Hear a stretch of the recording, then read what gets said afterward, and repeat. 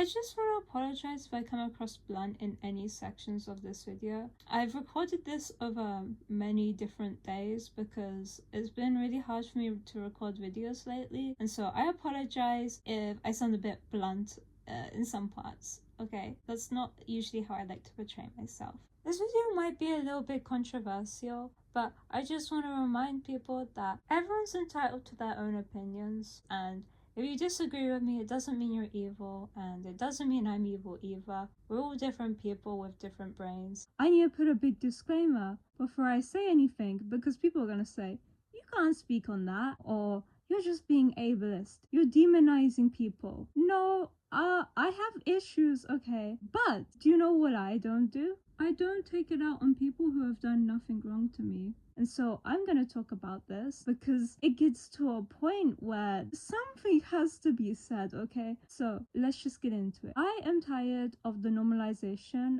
of excusing bad behavior just because mental health. I'm talking about the people who use their mental illness as a crutch to lash out on people, to constantly just be a complete nuisance and asshole. The most common example I can think of is when someone with any disorder that causes splitting, which is like where you go from having positive feelings about someone to suddenly having like very negative feelings, right? They use the episodes where they're splitting on someone to basically justify why they acted in a certain way. And they'll be like, well, it's just a part of my mental disorder. People with this mental disorder are gonna split. And the thing is, that is true, right? But splitting is a mental process. It's not a ghost hijacking your brain and making you go and harass people over something very small. Or maybe they didn't even do anything at all. You have to tell yourself that you're being irrational because splitting is not a rational thing. I should also say that if you constantly tell yourself that you can't control it and that splitting is completely out of your control, then you're never going to improve as a person. You're going to be stuck in a continuous cycle of splitting on people and losing people in your life because most people cannot deal with someone who is constantly lashing out on them. And it isn't those people being not equipped enough to deal with someone who is mentally ill. It's you not being able to regulate your emotions enough to the point where you make other people suffer because of your mental health issues, which isn't okay and shouldn't be normalized no matter the circumstance. I see so many mental health advocates say, oh, all your feelings are valid. No. If you continuously tell yourself that your irrational thoughts are rational, then you're gonna end up hurting you and other people. And you end up being in this cycle where you're constantly going through new friendships because you constantly snap and break over the smallest things. And you're constantly snapping over the smallest things because you're told, well, if you feel a certain way, surely it's right. Because mental health spaces say all my feelings are valid and that I should trust my gut. Well, the problem with this is that a lot of mental health places do not consider complex disorders. They don't really take into account that some disorders will make you feel the wrong way about certain events that have happened. And this isn't because you're never a victim. This is usually a trauma response. So your brain will see a simple disagreement as the end of the world and you being attacked personally, when in reality, it's just a disagreement. And it's really important to acknowledge this. Your feelings aren't always right, and sometimes your mind is lying to you because you're in a highly emotional state.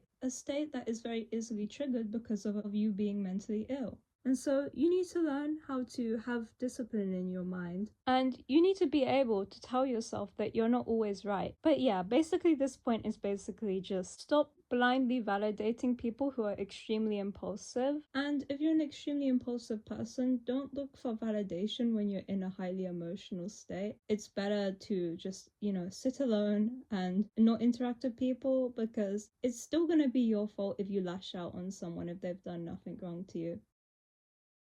Despite popular belief, becoming a better person isn't always about self-love. It's not gonna feel good to acknowledge that you've done bad things and that people have been hurt from the way you act. Becoming a better person and getting your impulsiveness under control is not gonna be a fun journey. It's not gonna be, oh yay, I'm such a good person. Yay, recovery. No, sometimes it's going to be sitting there and sitting with the horrible things you've said to people because you need to understand that this is never okay, and that taking your anger out on people who have done nothing wrong to you has never been okay.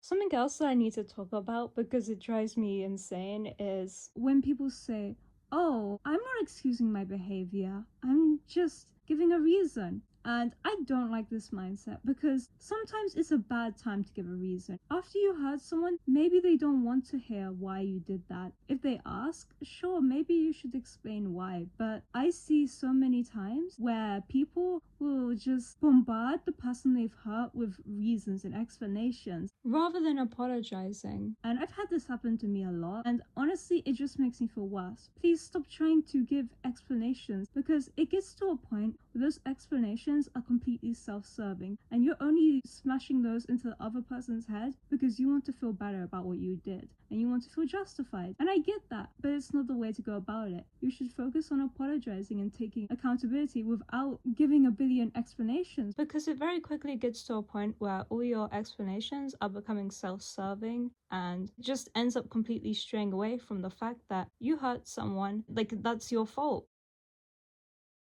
I don't really know if I have the words to explain this point, but I'm gonna try and hopefully I'll make sense. I really dislike how people will allow their mental health to define them. For example, let's say me, okay, I'm epileptic, right? I really want to drive, but I can't drive right now because I'm legally not allowed to because I have seizures. A bad example of going about this would be, I can never drive. Oh my gosh, I'm never gonna be able to drive.